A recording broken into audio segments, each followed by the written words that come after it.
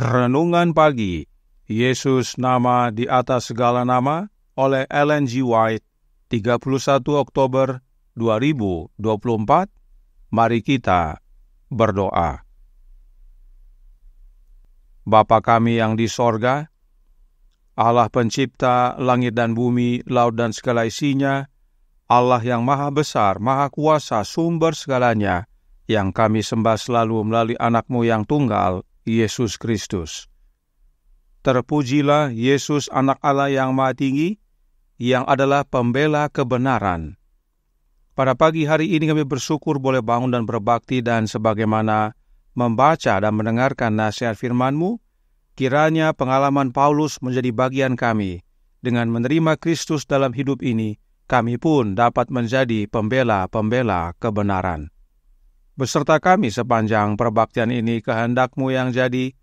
Ampun kami akan dosa dan salah, karena kami berdoa hanya dalam nama Anak Allah yang tunggal, Yesus Kristus, yang adalah Tuhan dan Juru Selamat kami.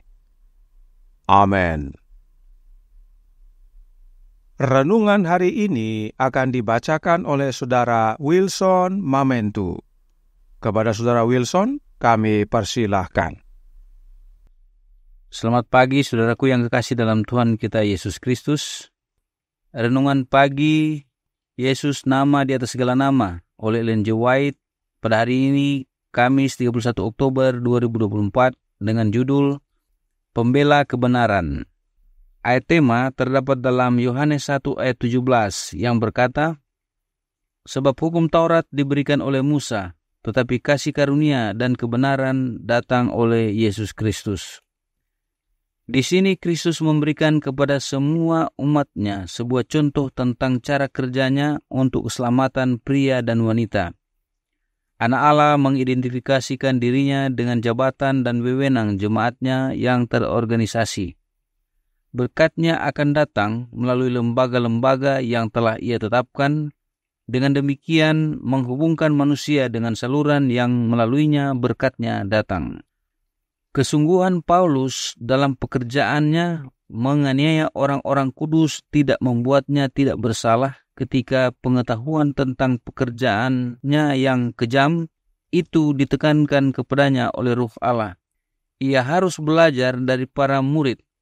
Ia belajar bahwa Yesus yang dalam kebutaannya ia anggap sebagai penipu, memang adalah pencipta dan dasar dari semua agama umat pilihan Allah sejak zaman Adam, dan penyempurna iman yang sekarang begitu jelas bagi penglihatannya yang tercerahkan. Ia melihat Kristus sebagai pembela kebenaran, penggenapan semua nubuat. Kristus dianggap tidak memberlakukan hukum Allah, tetapi ketika penglihatan rohaninya disentuh oleh jari Allah, ia belajar dari para murid bahwa Kristus adalah pencetus dan dasar seluruh sistem pengorbanan Yahudi, bahwa dalam kematian Kristus, lambang bertemu dengan kegenapan, dan bahwa Kristus datang ke dunia untuk tujuan yang jelas, yaitu membenarkan hukum Bapanya. Dalam terang hukum, ia melihat dirinya sebagai orang berdosa. Hukum yang ia pikir telah ia patuhi dengan begitu tekun, ternyata telah ia langgar.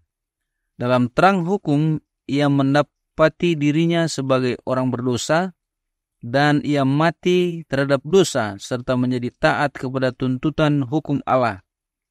Ia bertobat dari dosa-dosanya, dan beriman kepada Yesus Kristus sebagai Juru Selamat-Nya, dibaptis dan memberitakan Yesus dengan sungguh-sungguh dan tekun seperti ketika ia mengutuknya.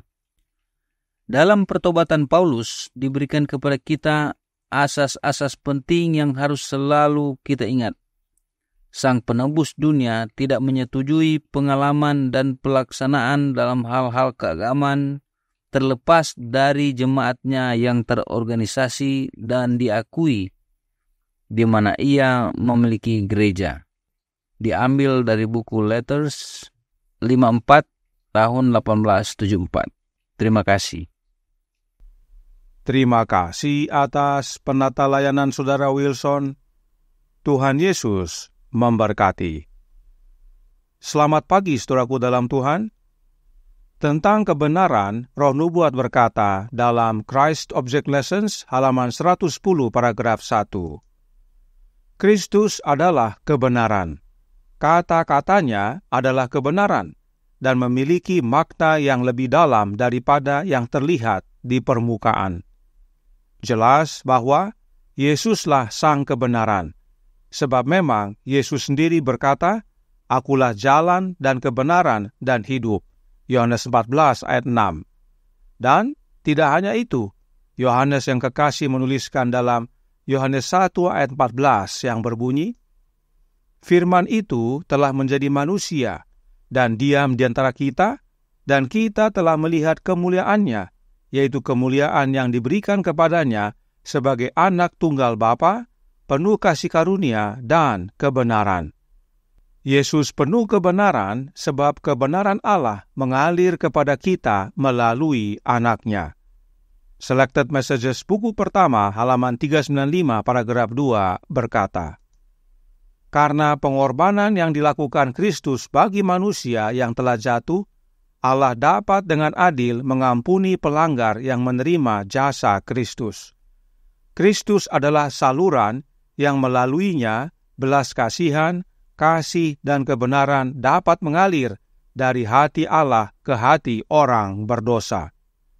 Sebab memang segala sesuatu yang dari Allah kita terima hanya melalui satu saluran, yaitu Yesus Kristus. Karenanya Roh Nubuat berkata dalam The Review and Herald, tanggal 7 Januari tahun 1890 paragraf 9. Kristus adalah sumber segala kebenaran. Setiap konsep yang cemerlang, setiap pemikiran yang bijaksana, setiap kapasitas dan bakat manusia adalah pemberian Kristus. Ia tidak meminjam ide-ide baru dari manusia, karena dialah asal-muasal segalanya. Sama seperti pencipta, Allah Bapa adalah pencipta. Namun, Allah Bapa menciptakan melalui anaknya. Karenanya, Yesus adalah pencipta. Demikian juga dengan hidup. Hidup Bapa mengalir kepada semuanya melalui anaknya. Itu sebabnya Yesus adalah hidup. Dan Allah Bapa adalah sumber kebenaran. Dan kebenaran Allah kita terima melalui anak Allah. Dan oleh karenanya Yesus adalah kebenaran, sumber segala kebenaran. Dan Paulus memahami akan kebenaran ini. Paulus belajar bahwa Yesuslah sang kebenaran dan Yesuslah yang mengerjakan buah-buah kebenaran dalam hidup kita. Filipi 1 ayat 11 berkata, "Penuh dengan buah kebenaran yang dikerjakan oleh Yesus Kristus untuk memuliakan dan memuji Allah." Buah kebenaran dalam hidup kita adalah pekerjaan Kristus dan bukan diri kita. Itu sebabnya Paulus lanjutkan dalam Filipi 3 ayat 8 dan 9. "Malahan segala sesuatu kuanggap rugi, karena pengenalan akan Kristus Yesus, Tuhanku, lebih mulia daripada semuanya. Oleh karena dialah aku telah melepaskan semuanya itu, dan menganggapnya sampah, supaya aku memperoleh Kristus, dan berada dalam Dia, bukan dengan kebenaranku sendiri, karena mentaati hukum Taurat, melainkan dengan kebenaran karena kepercayaan kepada Kristus, yaitu kebenaran yang Allah anugerahkan berdasarkan kepercayaan." Paulus berkata, kebenaran diri sendiri adalah sampah, tetapi kebenaran sejati adalah dengan memperoleh Kristus. Dalam Yesus kita memperoleh kebenaran Allah. Inilah pengalaman Paulus. Dia melihat bahwa Yesus adalah kebenaran dan bahkan pembela kebenaran. Dan saat Paulus menerima Kristus gantikan hidupnya, Paulus pun menjadi pembela kebenaran. Paulus menjadi pembela Yesus. Perhatikan, Galatia 2 ayat 19-21 berkata, "Sebab aku telah mati oleh hukum Taurat untuk hukum Taurat, supaya aku hidup untuk Allah. Aku telah disalibkan dengan Kristus, namun aku hidup, tetapi bukan lagi aku sendiri yang hidup, melainkan Kristus yang hidup di dalam aku.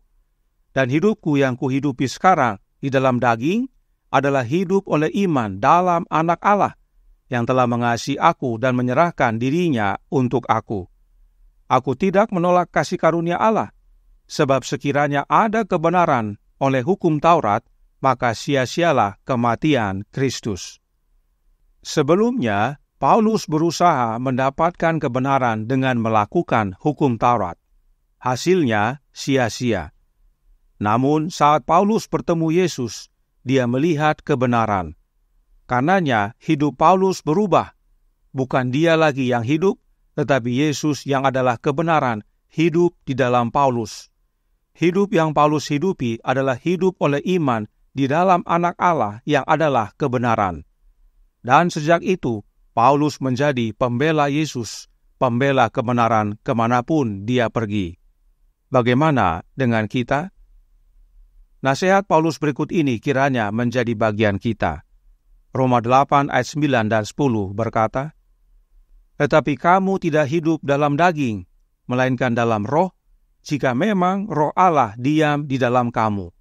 Tetapi jika orang tidak memiliki roh Kristus, ia bukan milik Kristus. Tetapi jika Kristus ada di dalam kamu, maka tubuh memang mati karena dosa, tetapi roh adalah kehidupan oleh karena kebenaran." Pengalaman Paulus dapat menjadi bagian kita, asal kita memiliki roh Kristus. Sebab dengan memiliki roh Kristus, maka Kristus ada di dalam kita. Dan bila mana Kristus ada di dalam kita, maka itulah roh kehidupan. Sebab Yesus telah menjadi roh yang menghidupkan, sebagaimana 1 Korintus 15 ayat 45 nyatakan, oleh karena kebenaran. Kiranya kebenaran ini menjadi sukacita bagi kita semua. Jadilah pembela kebenaran oleh menerima Kristus tinggal dalam hati kita. Tuhan memberkati, saya bawa dalam nama Yesus. Amin. Mari kita berdoa.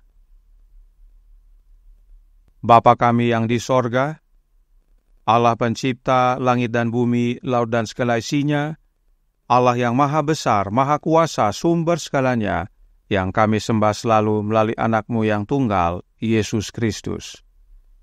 Terima kasih atas nasihat indah dan menguatkan pada pagi hari ini, bahwa Yesus adalah kebenaran, Dialah sumber segala kebenaran.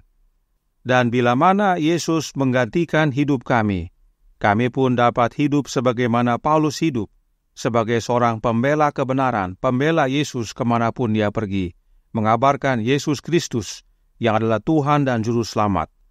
Dan pada akhirnya banyak jiwa yang boleh bertobat, datang kembali kepadamu, ya Bapa. Oleh sebab itu, tolong kami, ya Bapa, karuniakanlah roh anak-Mu dalam hidup ini, sebab hanya dengan memiliki roh Kristus, kami menjadi milik Kristus, kami tinggal dalam Dia, dan kebenaran menjadi nyata dalam hidup kami pun menjadi saluran kebenaran bagi sesama. Beserta kami sepanjang hari ini kehendak-Mu yang jadi, ampun kami akan dosa dan salah, karena kami berdoa hanya dalam nama Anak Allah yang tunggal, Yesus Kristus, yang adalah Tuhan dan Juru Selamat kami. Amin.